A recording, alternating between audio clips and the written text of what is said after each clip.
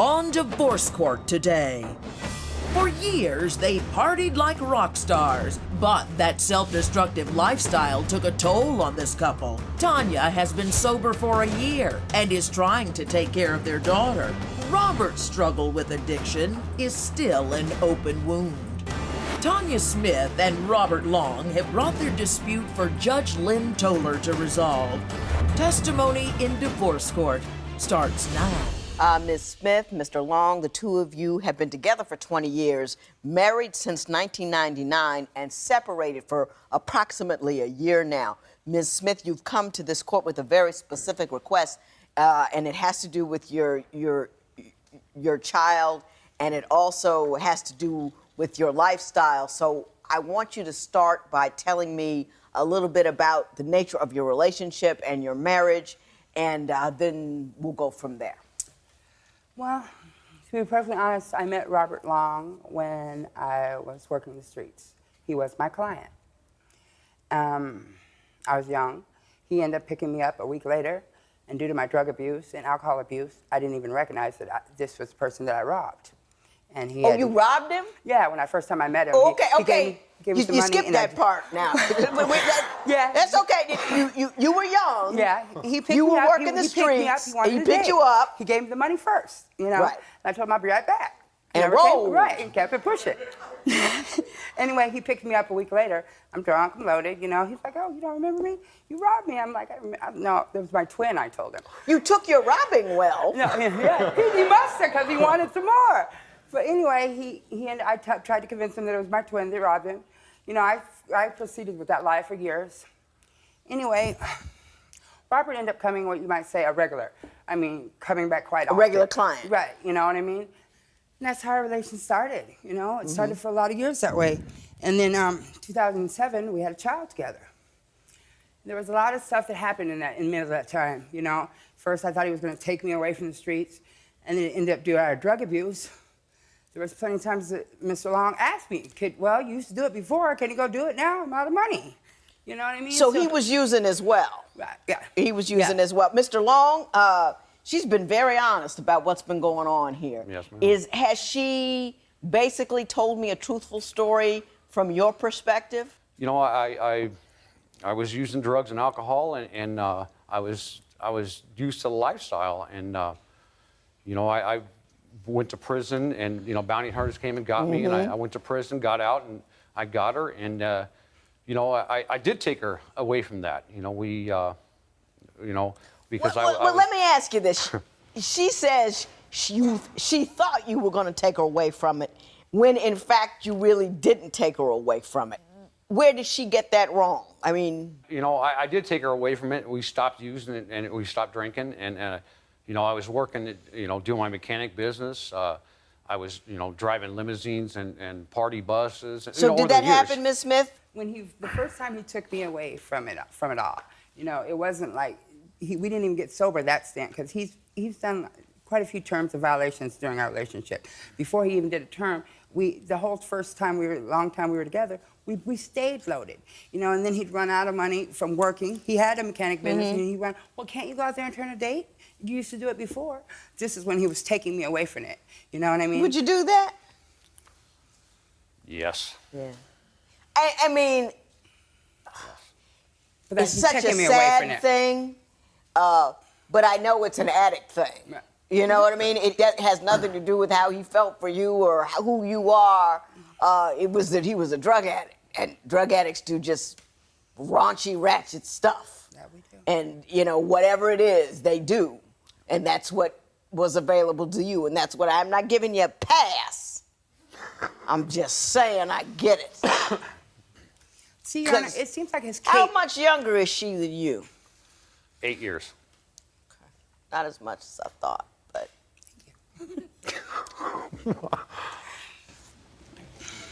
It seemed like his Superman cape came out when it was convenient, you know what I mean? And then it got to the point, even since everything was in his name, because he's taken me away from the life, when he felt the need and I wouldn't do, say it was a sexual favor that he wanted, he'd be putting me out. It's time for you to go. Or I'd be in the living room floor, he'd be dumping water on me. It was like I was his I don't want to say trophy wife, because you know what I was doing, but in front, as far as everybody else knew, I stayed at home, I cooked his lunches, I did all this. But as soon as he came from work, I couldn't do nothing without having his stuff, if you know what I mean, tapping me on my shoulder. You know what I mean? I felt like I was still out there and just wasn't getting paid for it most of the time. That's what I felt. Mr. Long, did you at some point become overbearing?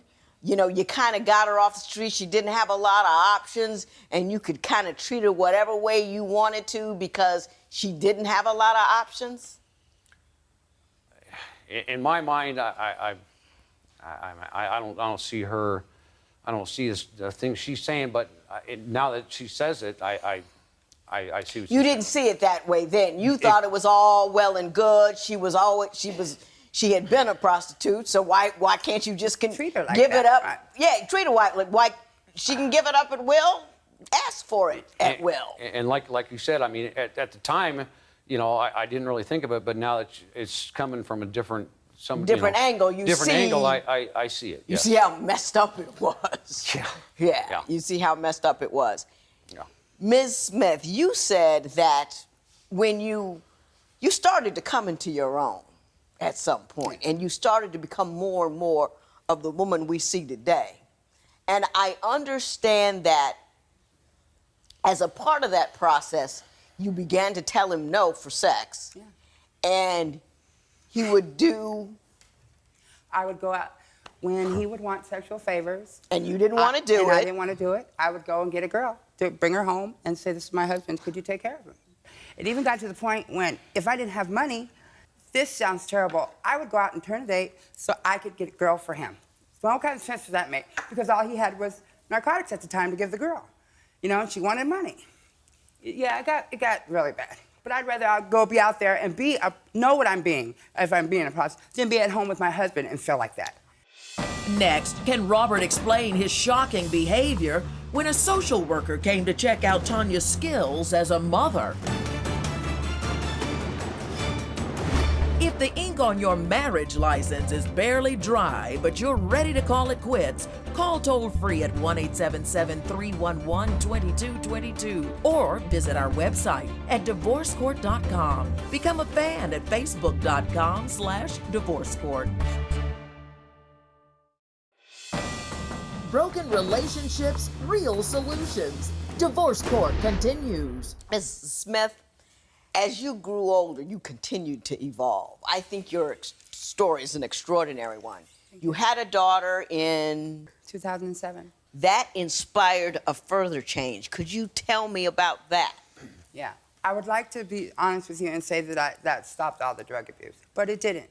It did stop most of the time me doing what I was doing, but then it just took the drug abuse to where I didn't want it in the house, or I didn't want the girls in the house. And after it being, 10 years of him being pleased the way he was, and as many girls as he wanted to, sometimes 4 and 5 a night, and then me suddenly wanting to change, it just wasn't going to happen that way. Mm-hmm. And then it took to the point to where it got stressful, where I want one thing, he wants another, and just life ain't. But once I got my daughter, I had a little girl, things began to change in me, you know. And then we had an anonymous tip from a hotline that said I was going door to door for food. At the time when the lady was there, there's 2 times that I was being interviewed. One time while the lady's there interviewing me about my daughter, he's still in the room, butt naked, Your Honor, doing his thing, porno. I'm like, the lady's out here, and look at you. He didn't even put his clothes, he never even came out. The lady's sitting there interviewing him, I'm tried to say he wasn't in there. She goes to the fridge, look in the fridge, and all that was in there was a 40 ounce. Anyway, they end up coming back again to interview me after they had removed my child. And I had put a restraining order out against him at the time. And while I'm being interviewed the second time, he kicks in the door. This time I'm a hysterical wreck. Did he come up to console me? Did he come up to help me? Did he try to stay clean? Did nothing.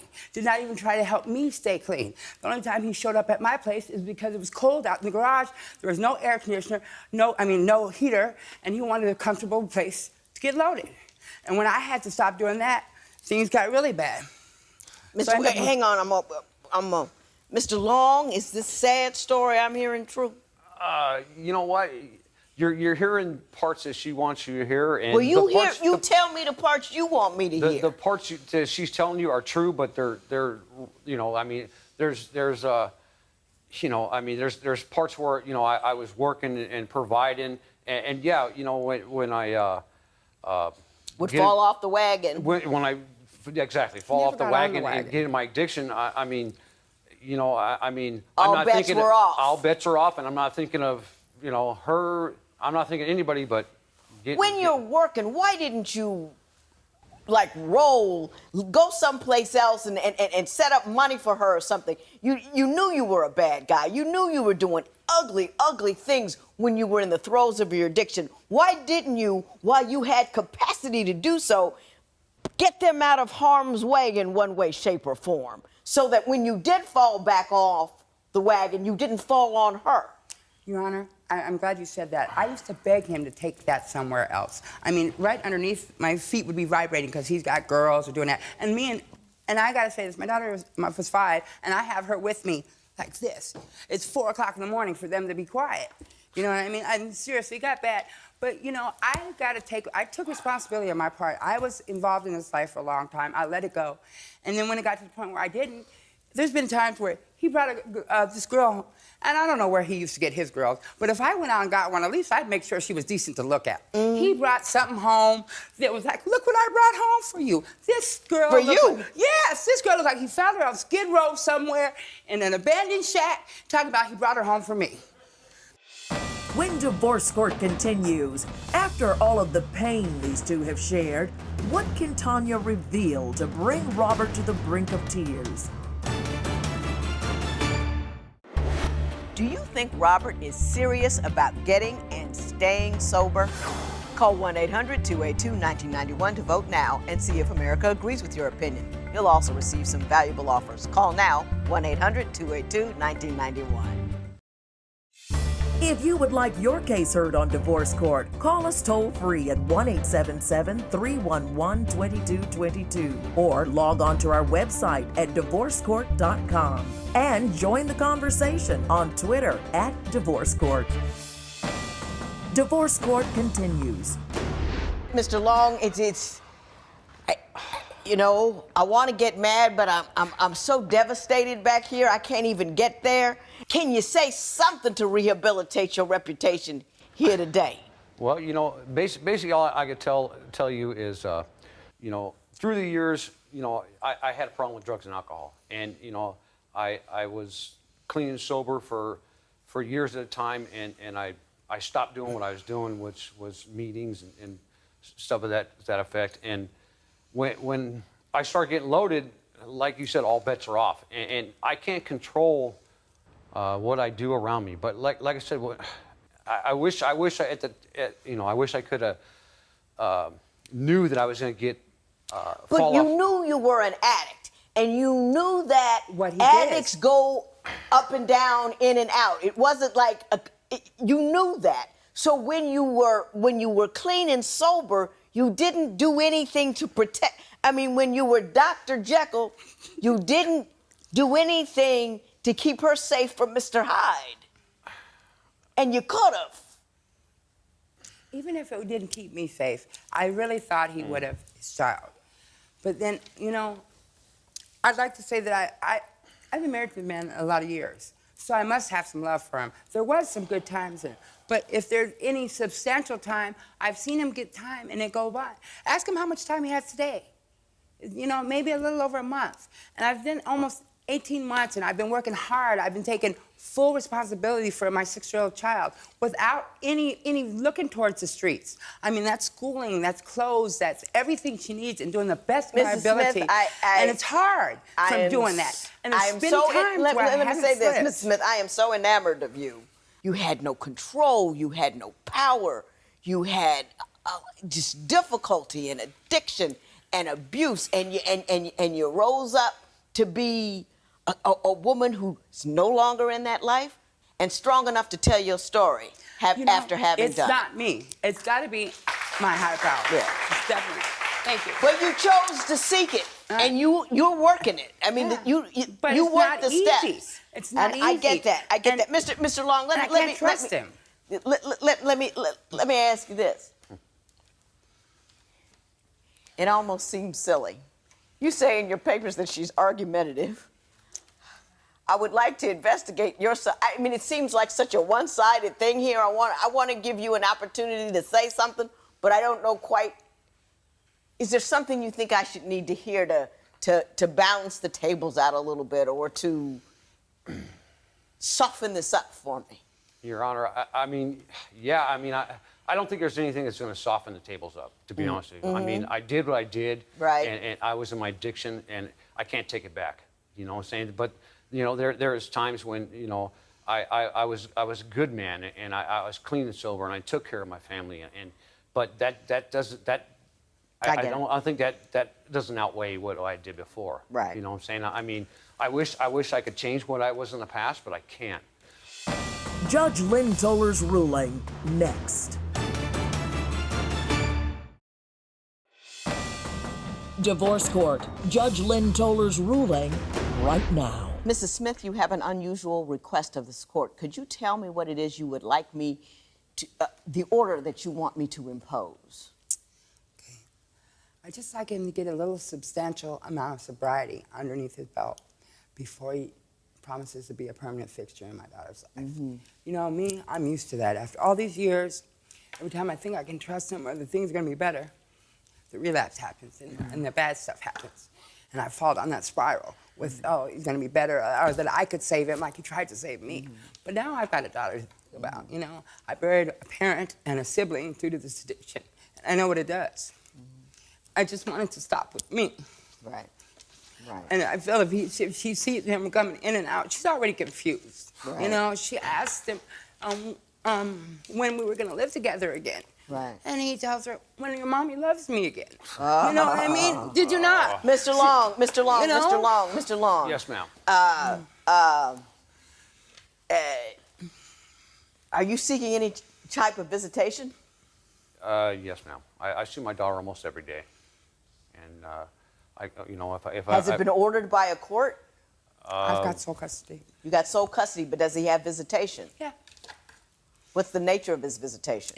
She said, my worker said for my discretion, that if I thought he was loaded, but there's no way I can prove, and it's not even about him being loaded. I just want him to get some, he always says that he can't help financially because he's getting himself together.